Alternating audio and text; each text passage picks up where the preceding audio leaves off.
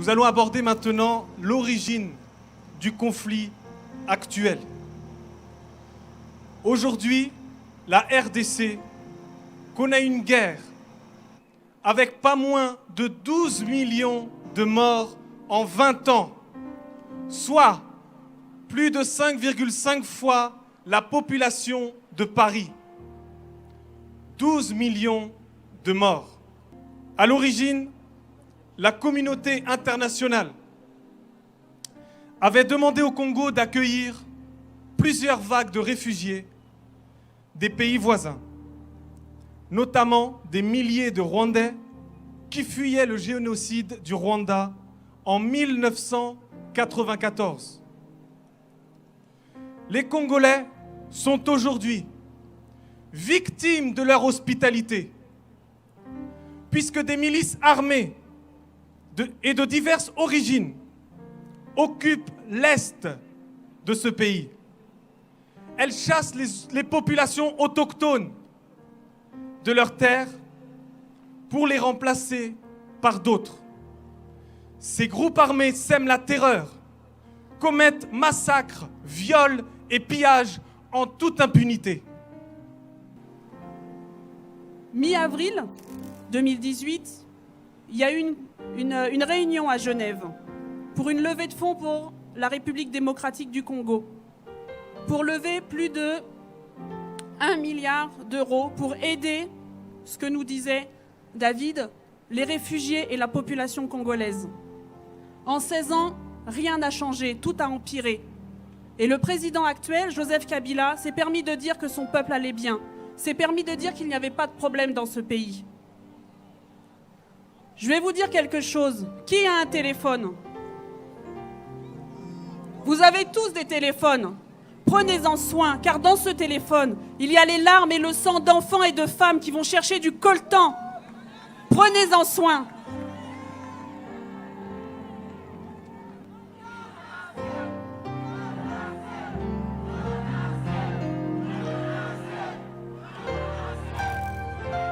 Oui, c'est vrai, il y en a assez.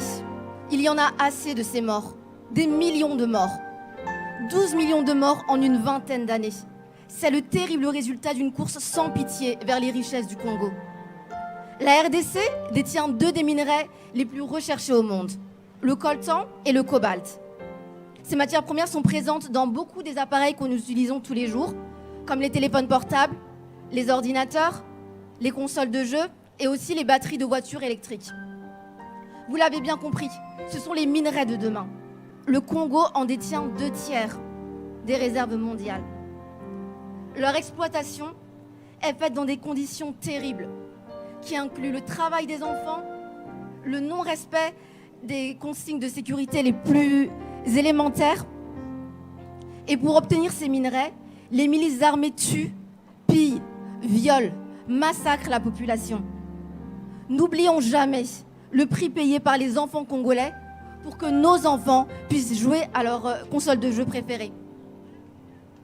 N'oublions jamais le prix payé par des millions de familles pour que nous jouissions des téléphones portables dernier cri. N'oublions jamais le prix payé par des milliers de femmes violées pour que nous puissions avoir des ordinateurs portables de plus en plus performants.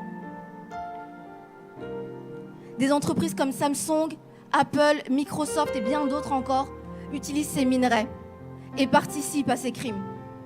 Nous aussi, consommateurs, nous participons d'une certaine manière. Nous ne pouvons pas rester indifférents. Pour les 12 millions de morts en 20 ans, nous disons non. Pour les 4 millions de déplacés, nous disons non.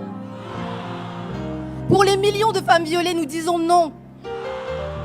Pour les jeunes filles, les fillettes à qui on a volé l'innocence, nous disons non. Pour les milliers d'enfants privés de soins médicaux et d'éducation, nous disons non. Pour toutes les atrocités commises au Congo, nous disons non.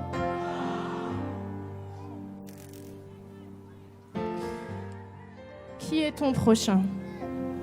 Qui est mon prochain?